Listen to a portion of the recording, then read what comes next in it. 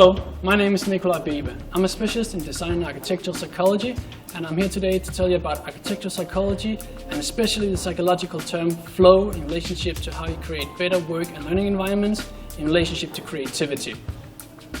Architectural psychology is a branch of environmental psychology focusing exclusively on the interaction between humans and the built environment.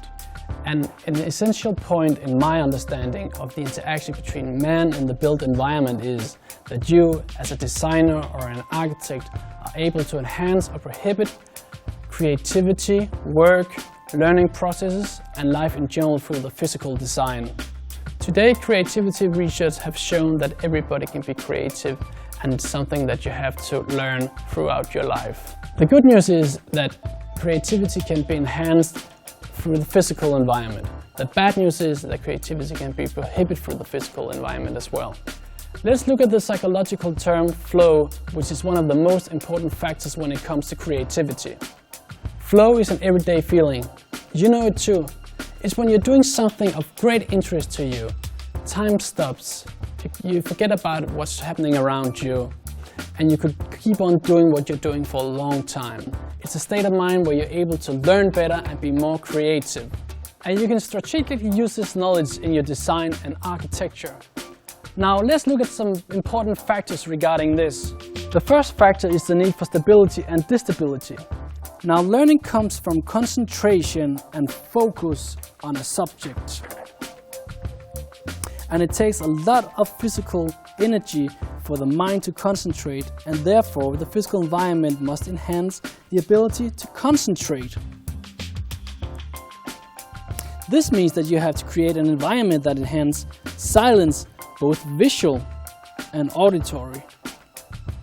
Like you see in these drawings, the users have destabilized this room and changed it and stabilized it over here again to support their needs and projects.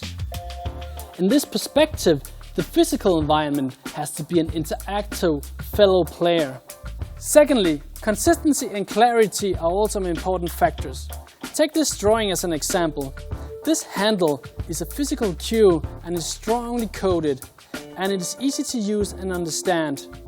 If there wasn't a handle on this one, the design wouldn't have informed the user about the possibility to pull down these steps. It is of great importance that the physical environment is in sync with the organization's way of working, as well as the behavior that is expected of the users.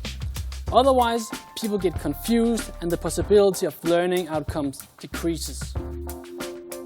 The third and last factor that I want to highlight is framing of communication. Communication is very important to creativity, as the ability to communicate and share ideas is essential. But it has to be at the right moment, at the right time. Sometimes it's needed for bigger groups to communicate, and at other times it's important to shut off the communication and work on your own or in smaller groups. Now, let's look at how you can apply this knowledge to your work as a designer and an architect. You do this by putting the users in the center of your design and by allowing the users to be the other interactive player. People feel recognized when they become involved in the design of their own learning environment. The feeling of recognition is equal to acceptance and respect, and a person will repay this with reciprocal altruism, which basically means that they will take care of the room by displaying ownership and becoming a lot more motivated to be an active player in their own learning process. And why shouldn't they?